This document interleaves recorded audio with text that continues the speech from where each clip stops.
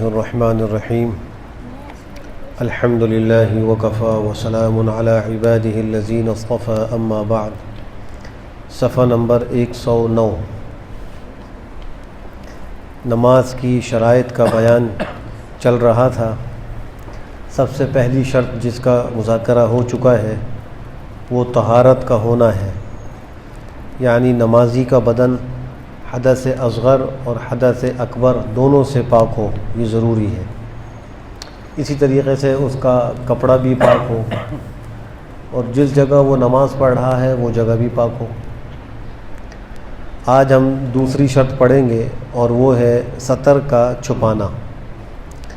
نماز کے صحیح ہونے کے لیے دوسری شرط سطر چھپانا ہے۔ اگر سطر ڈھانپنے پر قادر ہو تو پھر سطر چھپائے بغیر نماز درست نہ ہوگی، اور سطر چھپانے سے مراد یہ ہے کہ نماز کی ابتدا سے لے کر انتہا تک سطر ڈھانپا ہوا ہو۔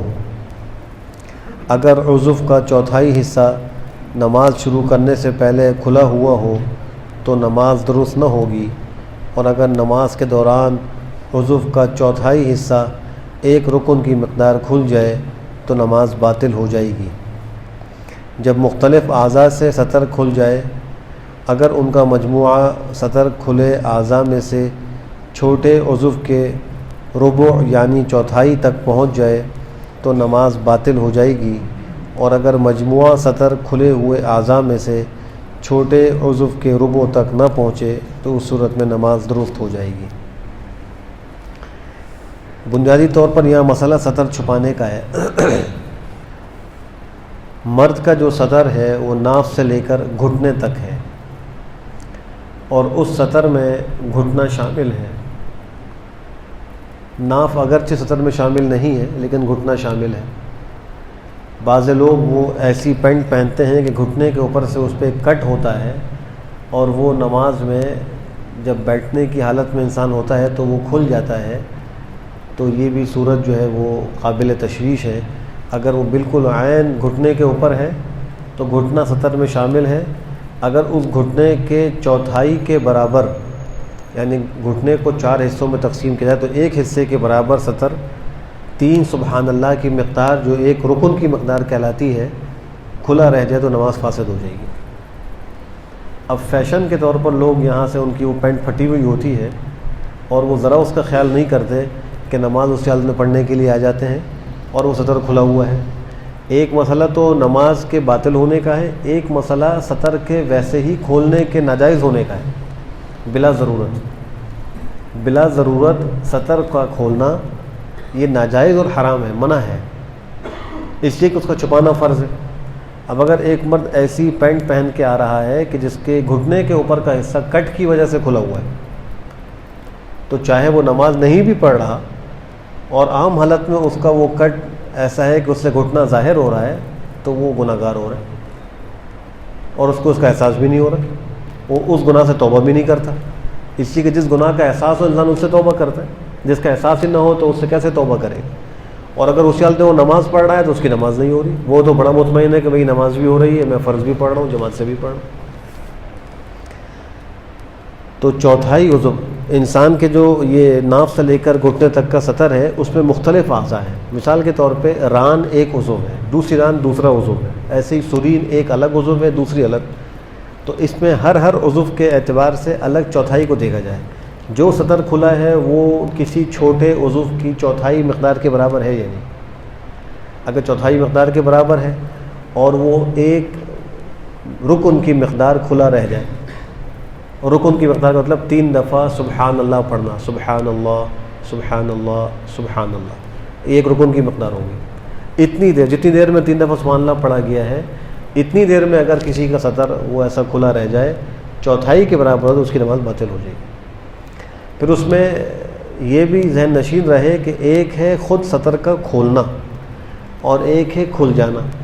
یہ جو تفصیل ہم نے ذکر کی ہے یہ سطر کے کھل جانے کی صورت میں ہے۔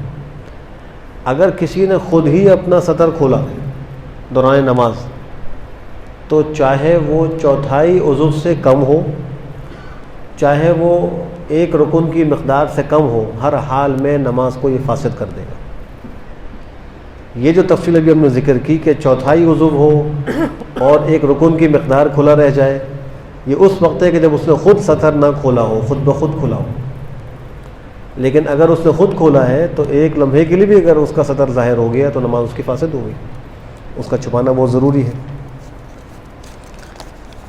اور اسی طریقے سے مسئلہ یہ ہے کہ اگر مختلف اعضاء سے جو ہے وہ مثلا کپڑے کے اندر ایسی پھٹن ہے کہ وہ مختلف اعضاء اس کے ظاہر ہو رہے ہیں، تو ان اعضاء کی سے جو بدن ظاہر ہو رہا ہے ان سب کو ہم جمع کر کے اندازہ کریں گے کہ اتنا اتنا اتنا یہ سب جمع کیا جائے تو کیا کسی چھوٹے عضو کے چوتھائی کے برابر پہنچ رہا ہے. اگر جمع کرنے کی صورت میں چوتھائی کے برابر پہنچ رہا ہے اور ایک رکن کی مقدار اور کھلا رہ جائے تو یہ بھی نماز کو فاسد کر دیتا ہے، اس سے بھی نماز فاسد ہو جاتی ہے. نماز کے دوران اگر کسی کے سطر پر نگاہ پڑ جائے تو اس سے نماز فاسد نہیں ہوتی،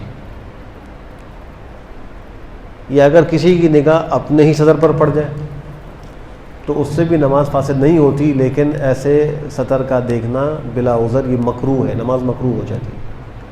اور علماء فرماتے ہیں کہ سطر کو یا غلاظت کو دیکھنے سے انسان کا حافظہ اور بینائی کمزور ہوتی ہے، آنکھیں بھی کمزور ہوتی ہیں اور بینائی بھی کمزور ہوتی ہے، حافظہ بھی کمزور ہو جاتا ہے. اس لیے دیکھنے سے احتیاط کرنی چاہیے، بلا ضرورت اس ایسے اعضاء کو نہیں دیکھنا چاہیے.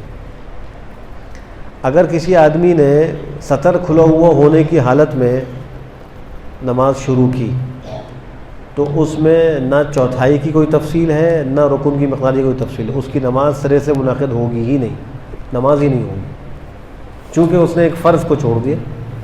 فرض ہے سطر کا چھپانا، اور فرض کو چھوڑنے کی صورت میں شروع سے اگر یہ عمل ہوا ہو تو نماز بالکل درست نہیں ہوتی، تو اس کی نماز نہیں ہوگی، اس کو دوبارہ نماز پڑھنی پڑے گی. عورت کا جو سطر ہے، آزاد عورت کا سطر،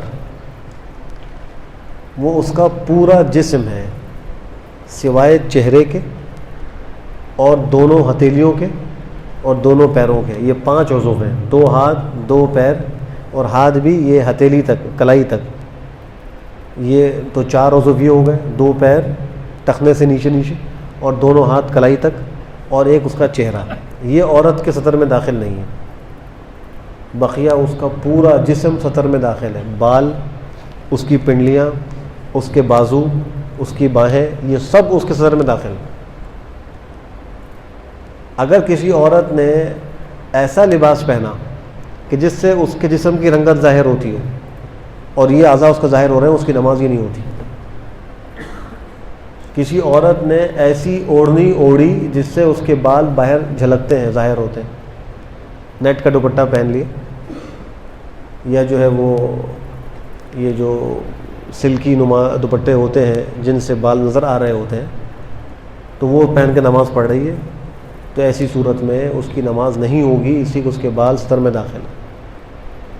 اب ایک طرف دیکھیے مسئلہ یہ، دوسری طرف ہماری مسلمان مائیں اور بہنیں بے پردہ جو باہر نکل رہی ہیں، کسی کے بال کھلے ہوئے ہیں، کسی کی پنڈلیاں کھلی ہوئی ہیں، کسی کی سلیو لیس یا بالکل کوارٹر سلیو اس کی شرٹس ہے، اور وہ باہر نامحرموں سامنے آ رہی ہیں اور جا رہی ہیں، اور وہ اس کو کوئی گناہ بھی نہیں سمجھ رہی، حالانکہ وہ سطر کھول کے جا رہی ہیں. اندازہ لگائیں، سطر کھلا ہوا ہے اس کا، ایک حرام کی مرتکب ہو رہی ہے. اور اس سب اللہ کی نافرمانیوں کے بعد وہ کہیں کہ میرے گھر میں سکون آ جائے، اس کے دل میں سکون ہو، اس کے بچے اس کے فرمانبردار ہوں، شوہر اس کے ساتھ اس کی زندگی خوشگوار گزر رہی ہو، اس کو کوئی تکلیف نہ آئے، تو این خیال است و محال است و جنون، یہ اس کے خالی خیالات اور خواہشات ہوں گی، حقیقت اس کے خلاف ہے. اس لیے کہ جب کوئی بندہ اللہ کی نافرمانی کرتا ہے تو خدائی ایک نظام اس کے خلاف حرکت میں آ جاتا ہے، جب تک وہ اسے توبہ نہ کرے. وہ شوہر جو اپنی بیویوں کو یہ نہ بتلائیں وہ بھی گناہ گار ہیں، جو باپ اپنی بیٹی کو یہ مسئلہ نہ بتلائے وہ باپ بھی گناہ گار ہے، جو بھائی اپنی بہن کو مسئلہ نہ بتلائے وہ بھائی بھی گناہ گار ہے، اور وہ اس کو گناہ بھی نہیں سمجھتا. منہ سے کہنا چاہیے اس کو، اس کے بعد اگر وہ عمل نہیں کرتی اس کا اپنا عمل ہے، کہنا اس کا کام ہے، منمانا یہ انسان کے بس میں نہیں. خود اللہ کے نبی صلی اللہ علیہ وسلم کو اللہ نے ارشاد فرمایا تھا، انک لا تہدی من احببت ولکن اللہ یہدی من یشاء. اے نبی، جس کو آپ پسند کریں اس کو ہدایت آپ نہیں دے سکتے، جس کو آپ چاہیں اس کو ہدایت نہیں دے سکتے، اللہ جس کو چاہتا ہے ہدایت دیتا ہے. اب میں جس کو چاہوں ہدایت دوں یہ مجھ سے نہیں ہو سکتا. البتہ میرے ذمے یہ ہے کہ میں دوسرے کو امر بالمعروف کروں, نہی عن المنکر کروں, صحیح طریقے سے حکمت نصیحت کر میں اس کو بتلاؤں. اس کے بعد اگر وہ عمل نہ کرے میں اس کی دعا بھی کروں. عمل نہ کرے تو وہ خود ذمہ دار ہے, میرا فریضہ ادا ہو گیا. تو اگر شوہر بیوی کو سمجھاتا ہے, بیوی نہیں مانتی, تو شوہر سے فریضہ ساقط ہو گیا. باپ بیٹی کو سمجھاتا ہے, بھائی بہن کو سمجھاتا ہے, وہ نہیں مانتی, تو ان کے جو کہنے کے فرائض ہیں وہ ختم ہو گئے. ان کو چاہیے کوشش کرتے رہے ان کو ماحول اچھا دیں, اچھی تعلیم دیں, اچھی دین کی سمجھ دیں. پھر بھی اگر وہ نہ مانیں تو پھر وہ اللہ کے ہاں بری ذمہ ہوں گے. لیکن اگر نہ ان کو مسئلہ بتلائیں, نہ ان کو دینی ماحول دیں, نہ دین کی تعلیم دیں, نہ ان کو بتلائیں کہ یہ حلال ہے یہ حرام ہے, تو وہ باپ بھی گناہ گار ہے. حدیث شریف کی روح سے الا کلکم راع وکلکم مسئول عن رعیتہ, تم میں سے ہر شخص نگہبان ہے اور ہر شخص سے اس کی رعیت کے بارے میں سوال کیا جائے گا کہ تمہاری رعیت میں, تمہاری ماتحتی میں یہ لوگ داخل تھے, تم نے ان کو اللہ کے احکام پہنچائے, تم نے ان کو صحیح راستے کی دعوت دی, تم نے ان کو سمجھایا. اگر نہیں سمجھایا تو اللہ کے یہاں اس پہ سوال ہوگا, اس کو جواب دینا پڑے گا. تو باریک کپڑا اگر پہنا ہوا ہے تو اس سے بھی اگر جسم کی رنگت ظاہر ہو رہی ہے تو ستر نہیں چھپے گا, نماز نہیں ہوگی. ایسی باریک دوپٹہ ہے.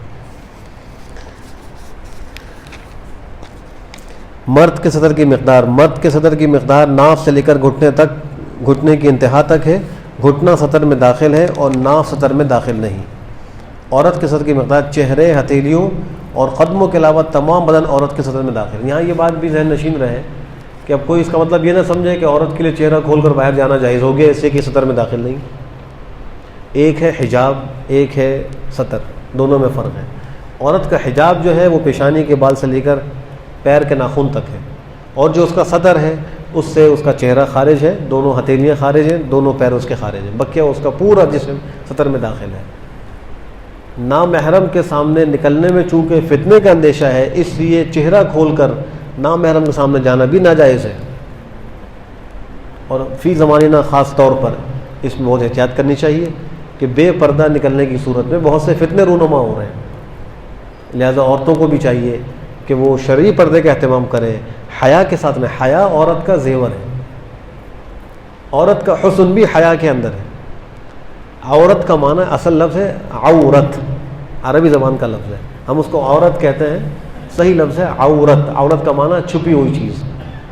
جو عورت چھپی ہوئی ہو تو وہ واقعی عورت ہے, اور جو کھلی پھر رہی ہے تو وہ تو خاتون, تو ہم اس کو کہیں گے عورت کہنا مشکل ہے, اس لیے کہ چھپی ہوئی نہیں. تو اس کا جسم کا چھپا ہوا ہونا ضروری ہے. یہ ایسا اسکن ٹائٹ لباس پہننا جس سے فگر ظاہر ہوتے ہوں, یہ بھی عورتوں کے لیے جائز نہیں. آج کل اس میں ہی بہت بے احتیاطی ہو رہی ہے. تو یہ اسی لیے بیماریاں بھی آتی ہیں, اسی لیے بے چینیاں بھی آتی ہیں, مالی نقصان بھی اسی لیے آتے ہیں. جتنے مصائب ہیں اس کی وجہ یہی اعمال بد ہیں. وما اصابکم من مصیبت فبما کسبت ایدیکم ویعفو عن کثیر.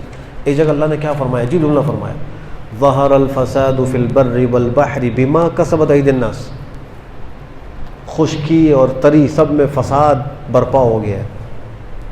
یہ فساد کیوں ظاہر ہو؟ فساد کا لفظ عام ہے, چاہے وہ معاشی فساد ہو, معاشرتی ہو, اقتصادی ہو, اخلاقی ہو, عملی ہو, ان سب کو یہ فساد کا لفظ شامل ہے. ظہر الفساد فی البر والبحر. وجہ کیا ہے؟ بما کسبت ایدی الناس, جو لوگوں نے اپنے ہاتھوں سے کمائیاں کی ہیں اس کی وجہ سے ہوا. لوگوں کے اعمال بد کی وجہ سے بحر و بر میں فساد رونما ہو گیا ہے. ایسا کیوں ہوا ہے؟ ایسا اللہ نے کیوں کیا؟ فساد کیوں ظاہر ہو گیا؟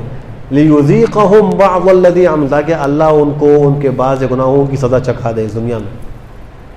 اللہ سزا چکھا دے ان کو اس دنیا میں ان کے بعض گناہوں کی. اس لیے فساد بالکل ظاہر ہو گیا. اور لعلہم یرجعون, تاکہ وہ اللہ سے رجوع کریں.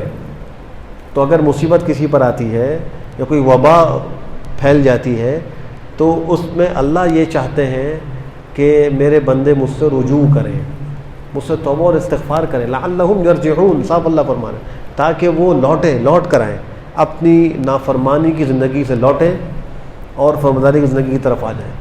حرام سے لوٹیں, حلال کی طرف آئیں. ناجائز سے لوٹیں, جائز کی طرف آئیں. یہ اللہ چاہتے ہیں. اور ایک جگہ فرمایا فلولا اذ جاءهم بأسنا تضرعوا ولكن قست قلوبهم، جب ہمارا عذاب ان پر آیا تو وہ گڑ گڑائے کیوں نہیں؟ اللہ شکوہ کر رہے ہیں کیوں نہیں گڑ گڑائے، یعنی اللہ کے آگے کیوں نہیں روئے؟ اللہ فرماتے ہیں لیکن بات یہ ہے دل سخت ہو گئے تھے، ولکن قست قلوبهم۔ آج مسلمان قرآن نہیں پڑھتا، اللہ نے ہمارے سارے مسائل کا حل قرآن میں رکھا ہے، ہماری ایک چیز قرآن کریم کے اندر موجود ہے، ولا رطب ولا یابس الا فی کتاب مبین، نہ کوئی خشک نہ کوئی تر، ہر چیز کتاب مبین میں موجود ہے۔ تو اللہ فرما رہے ہیں کہ جب ان پر ہمارا عذاب آیا، اب چاہے یہ کرونا وائرس ہو یا کوئی اور وبا ہو، یہ ایک عذاب الہی ہے، اللہ کے ایک عذاب کی صورت ہے۔ اللہ نے قرآن کریم میں کیا فرمایا؟ جب ہمارا عذاب ان پر آیا تو وہ کیوں نہیں گڑ گڑائے؟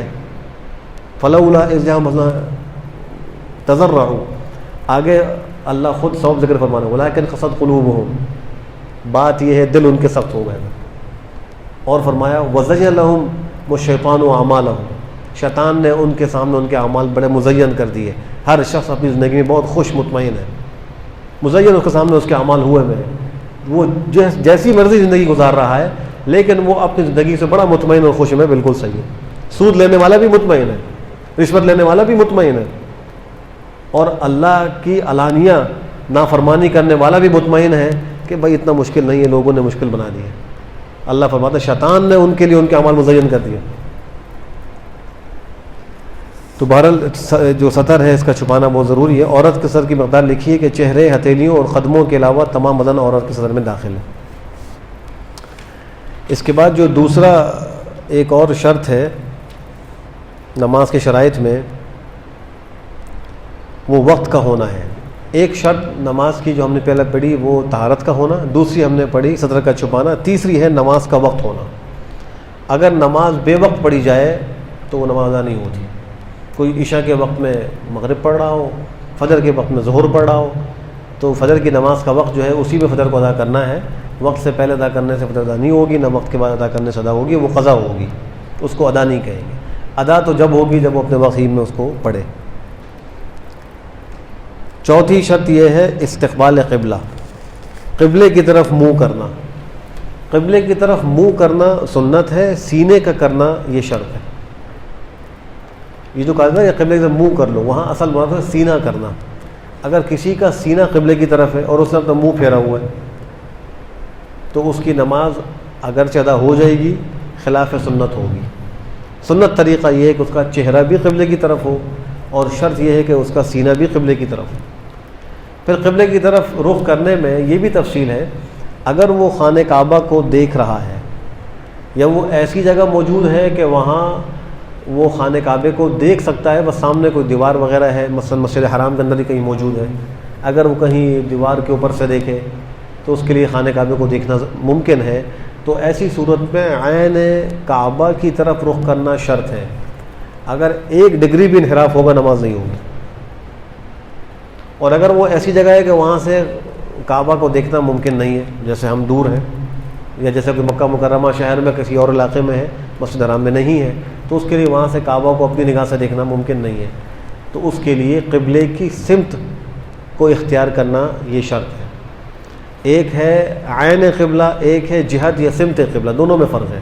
عین قبلہ یہ ہے کہ وہ جو ایک چکور عمارت جس کو ہم کعبہ کہتے ہیں، اس چکور عمارت کی طرف رخ کرنا، تحت الثری سے لے کر عرش معلی تک پورا کا پورا وہ قبلہ شمار ہوتا ہے۔ اس میں وہ 4 دیواری بھی عمارت بھی شامل ہے، اور زمین کے نیچے تک تحت الثری تک اور آسمان میں عرش معلی تک وہ سارا قبلہ ہے۔ لہذا اگر کوئی آدمی کسی کنویں میں اتر کے نماز پڑھ رہا ہے تو اس کے سامنے اگرچہ وہ چکور عمارت کا کوئی حصہ نہیں ہے، لیکن تحت الثری تک کا پورا علاقہ وہ قبلے کے حکم میں ہے، اس کی نماز ہو جائے گی۔ کوئی آدمی کسی چھت پہ نماز پڑھ رہا ہے یا جہاز میں نماز پڑھ رہا ہے تو اس کے سامنے کے رخ پر کعبے کی عمارت مقابل نہیں آ رہی، لیکن وہ جو فضا ہے وہ ساری کی ساری عرش معلی تک وہ قبلہ ہے، اس کی نماز درست اور ٹھیک ہو جائے گی۔ تو اگر وہ خانہ کعبے کو دیکھ رہا ہے یا ایسی جگہ ہے کہ وہاں وہ دیکھ سکتا ہے، دیکھنا ممکن ہے، تو عین کعبہ کی طرف رخ کرنا ضروری ہے۔ 1 ڈگری انحراف بھی نماز کو فاسد کر دے گا۔ اور اگر وہ ایسی جگہ پر ہے کہ کعبہ کو نہیں دیکھ سکتا، ممکن نہیں ہے، تو پھر سمت قبلہ، جہت قبلہ کو اختیار کرنا ضروری ہے۔ اس میں 45 ڈگری تک کا انحراف معاف ہے، یعنی اگر 45 ڈگری تک کے انحراف میں کہیں بھی اس کا رخ ہو گیا اس کی نماز ہو جائے گی۔ اب جیسے یہاں ہم یہاں سے بالکل بہنی جہت یعنی عین کعبہ کا رخ کرنا مشکل ہے ہمارے لیے. ہم آلات سے قبلے کی سمت کا تعین کرتے ہیں, اس میں کچھ نہ کچھ ڈگریوں کا انحراف ہوگا. تو شریعت نے ہمیں طاقت سے بڑھ کر کا مکلف نہیں کیا, جتنی ہماری طاقت میں تو 45 ڈگری تک کا انحراف وہ معاف کیا کہ اگر اس سے زیادہ ہو جائے تو پھر نماز نہیں ہوگی, بلکہ اس کو دوبارہ نماز پڑھنی پڑے گی قبلے کے رخ پر. اب ایک مسئلہ یہ ہوتا ہے کہ انسان کسی ایسی جگہ پر ہے کہ جہاں سے وہ قبلے کے رخ کو جانتا نہیں ہے, کوئی آلہ بھی موجود نہیں ہے اور کوئی اس کو بتلانے والا بھی موجود نہیں ہے, لیکن نماز تو بہرحال پڑھنی ہے, نماز تو معاف نہیں ہے, لیکن وہاں کوئی نماز میں قبلے کا رخ بتلانے والا موجود نہیں, نہ آلہ ہے نہ کوئی اور اسباب ہے. تو اس کے لیے حکم یہ ہے کہ وہ اپنا غور و فکر کرے, سوچے کہ اس جگہ میرا اندازہ کہاں پہ جا کے فٹ آ رہا ہے کہ قبلہ اس طرف ہوگا. غور و فکر کرنے سے جہاں اس کو معلوم ہو, دل گواہی دے کہ بس یہ قبلہ ہوگا, اس طرف رک کر کے نماز پڑھ لے. اگر نماز کے دوران کوئی آدمی آ گیا اچانک اور اس نے کہا کہ بھائی تم تو غلط رخ پہ نماز پڑھ رہے ہو, اس کو ادھر پھیر دیا, تو جہاں وہ کہے وہاں پھر جائے, اس کی نماز ہو جائے گی. لیکن جو قبلہ وہ بتلائے وہاں رخ کر لے. اگر وہ اس آدمی کے بتلانے کے بعد بھی اپنے اسی غور و فکر والی سمت کو اختیار کیے رکھے تو نماز نہیں ہوگی, بلکہ جو اس کو صحیح بتلائے وہاں اپنا رخ پھیر لے. اگر بتلانے والا کوئی نہیں آیا اور اس نے نماز مکمل پڑھ لی تو بھی اس کی نماز ہو گئی. اور پھر اگر بعد میں کسی نے اس کو بتلایا یا اس کو معلوم چلا کہ میں نے غلط رخ پہ نماز پڑھی تھی, بالکل اپوزٹ نماز پڑھی ہے, تو بھی نماز ہو گئی. چونکہ جب نماز پڑھ رہا تھا اس وقت وہ غور و فکر کا مکلف تھا, اس نے اس چیز کو اختیار کر کے نماز پڑھ لی, اس کی نماز ہو گئی. شریعت نے اس میں بہت رعایت رکھی. لیکن اب اس میں ایک مسئلہ دوسرا یہ ہے کہ ایک آدمی وہ اپنی اٹکل سے, جس کو تحری کہتے ہیں ہمارے اصطلاح فقہ میں, تحری کر کے نماز پڑھنا, یعنی سوچ و بچار کر کے یا غور و فکر کر کے کسی سمت کو متعین کرنا کہ بھائی یہ قبلہ یہاں ہوگا, اور بتانے والا کوئی موجود نہیں, کوئی آلہ موجود نہیں, تو پھر وہ تحری کر کے نماز پڑھ لے. اب اس نے نماز شروع کی یا جماعت کی نماز تھی, امام ہو گیا, پیچھے مقتدی آیا, وہ آ کے شریک ہوا. امام تحری سے نماز پڑھ رہا ہے, یعنی اٹکل سے قبلے کی سمت کو متعین کر کے نماز پڑھ رہا ہے. اب مقتدی آ گیا تو اس کو چاہیے کہ وہ بھی پہلے کھڑا ہو کر غور و فکر کرے کہ اس کی تحری کہاں ہو رہی ہے, جس طرف تحری اس طرف رک کر کے نماز پڑھے. اگر اس نے غور و فکر نہیں کیا اور امام کے ساتھ ویسے ہی شریک ہو گیا, تو اگر امام کی تحری درست اور ٹھیک ہو تو مقتدی کی نماز ہو جائے گی. لیکن اگر امام کی تحری بعد میں یہ معلوم ہوئی نماز کے بعد کہ وہ غلط رخ پہ اس نے نماز پڑھی ہے, تو امام کی تو ہو جائے گی, مقتدی کی نہیں ہوگی. چونکہ تحری کر کے جو آدمی نماز پڑھے اور بعد میں اس کا خلاف اس کو معلوم ہو تو نماز اس کی ہو گئی. حکم یہی ہے.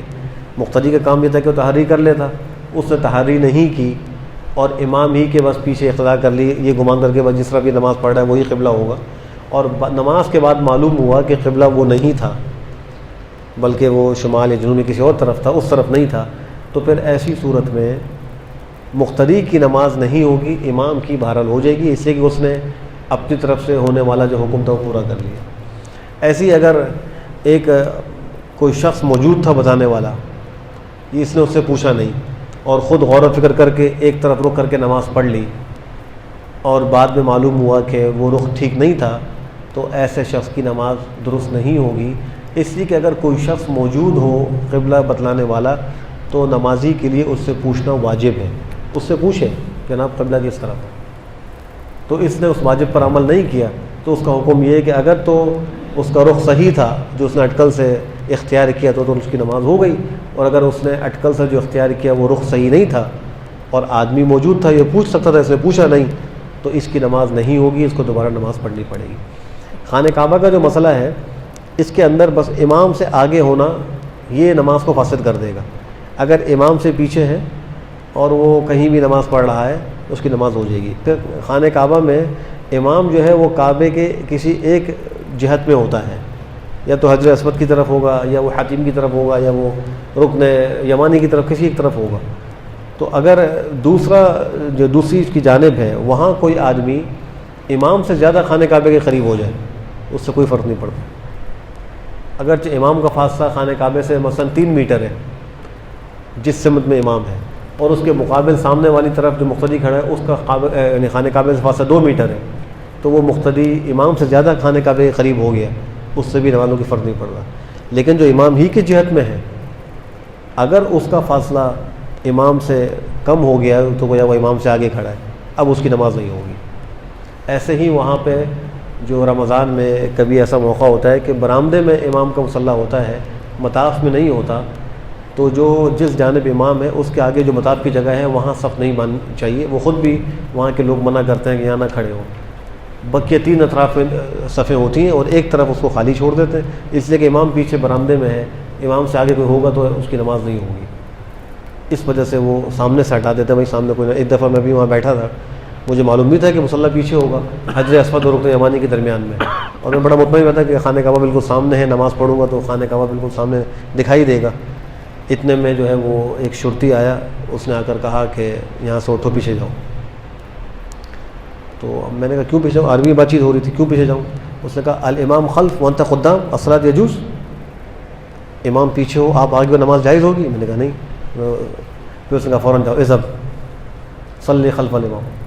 اس نے مجھے وہاں سے ہٹایا. میں سمجھ گیا مسئلہ یہی تھا، اگر وہاں میں کھڑا ہو کے نماز پڑھتا تو میری نماز نہ ہوتی، اس لیے کہ امام میرے پیچھے تھے اور میں ان سے آگے تھا. تو اس سمت میں ہم امام سے آگے نہیں بڑھ سکتے. ایک مسئلہ جو ہے وہ خانہ کعبے کے اندر نماز پڑھنے کا ہے.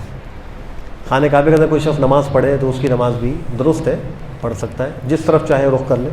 خانہ کعبہ تو چاروں طرف ہی دیوار ہے. اگر اس میں جماعت سے نماز ہو رہی ہو تو اس میں بھی یہ بھی جائز ہے کہ امام کا رخ اس طرف ہو، مقتدی کا ادھر ہو، ایک کا ادھر ہو، ایک کا ادھر ہو، تو تینوں رخ پہ نماز پڑھ لے، جماعت سے بھی نماز ہو جائے گی. مثلا امام آگے کھڑا ہے، ان کے بھی 3 مقتدی ہیں، لیکن تینوں نے الگ الگ جہت پہ رخ کیا ہوا ہے، ایک نے دائیں طرف، ایک نے بائیں طرف، ایک نے پیچھے. تو امام جو ہے وہ آگے ہے، اس کی نماز اگر اختیار میں پڑھے سب کی نماز ہو جائے گی. یہ خانہ کعبے کے اندر ہی ممکن ہے، خانہ کعبے کے باہر تو ایسا ممکن نہیں ہے. عام طور پر قبلے کے لیے وہ کرنا پڑے گا. لیکن اگر خانہ کعبے کے اندر ہے اور کوئی شخص امام کے یعنی اس کی پشت جو ہے وہ امام کے چہرے کے سامنے آ گئی تو اس کی نماز نہیں ہوگی. خانہ کعبے کے اندر نماز پڑھ رہا ہو، نماز پڑھنے والے کی پیٹھ امام کے چہرے کے سامنے آ جائے تو اس کی نماز نہیں ہوگی، اس لیے کہ وہ گویا بھی امام سے آگے کھڑا ہے. اگر اس کا چہرہ امام کے چہرے کے سامنے ہے اس سے کوئی فرق نہیں پڑتا. البتہ بیچ میں حائل ہو تو بہتر ہے، ورنہ کراہت ہے، بس مکروہ ہے. چہرہ آمنے سامنے ہو مقتدی کا اور امام کا نماز پڑھ رہے ہو تو خانہ کعبے کے اندر اگر ہے تو بیچ میں کوئی اگر حائل نہ ہو تو بھی نماز ہو جائے گی، لیکن مکروہ ہوگی. بہتر ہے کوئی کپڑا وغیرہ حائل ہونا چاہیے، ورنہ جس طرح بھی رخ نماز پڑھ لیں، بس امام سے آگے نہ ہو. اللہ سبحانہ و تعالیٰ ہمیں دین کے مسائل سیکھنے، سمجھنے، اس پہ عمل کرنے کی توفیق نصیب فرمائے.